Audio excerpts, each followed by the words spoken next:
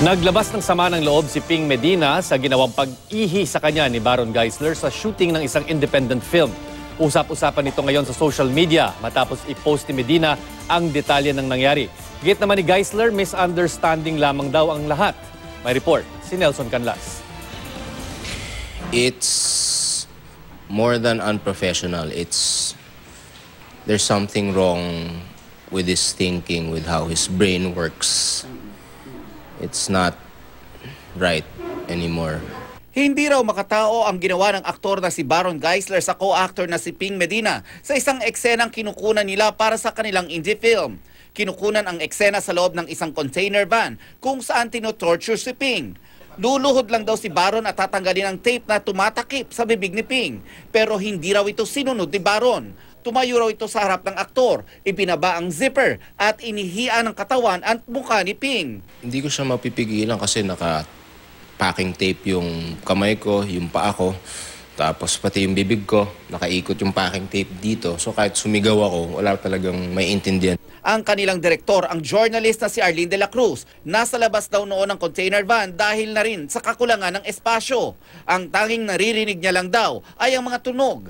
Ang cameraman naman nakatutok noon kay Ping. Hindi man daw nakikita ni Direk Arlene ang aktual na take. Tiwala siyang sinunod ng kanyang mga artista ang rehearse nilang eksena. Nang sumigaw siya ng cut at pasukin ang set, doon na nagsimula ang komosyon. Pagbangon ni Ping, inano mo ko? Binabastos mo ko? Inano mo ko? Hindi, sorry idol, kala ko matutuwa kayo eh. Sinabi ko naman sa inyo, may gagawin ako eh. Tapos sabi ko, but it's not your character. Sinabi ko sa'yo, hindi yun ang character mo. We practiced, luluhod ka lang, papasok ka, luluhod ka, alisin mo yung packaging tape. How hard is that to do? Ang napagdiskitahan ni Ping, ang bakal na gilid ng container van. Ipinakita niya sa GMA News ang namamaganyang kanang kamay na na-fracture daw dahil sa pagkakasuntok sa pader. Dahil sa insidente, napilitan daw ang bumubuo ng indie film na tanggalin na lang si Baron sa pelikula. Nakailang tawag at text na raw si Baron ngayong araw para humingi ng paumanhin, pero mukhang hindi pa nila handang patawarin ang aktor. Yung ginawa po niya ay total disrespect of people who trust him. Kung may gagawin ka na ganun, ihihian mo yung actor mo sa eksena ng totoo, di pag-usapan nyo.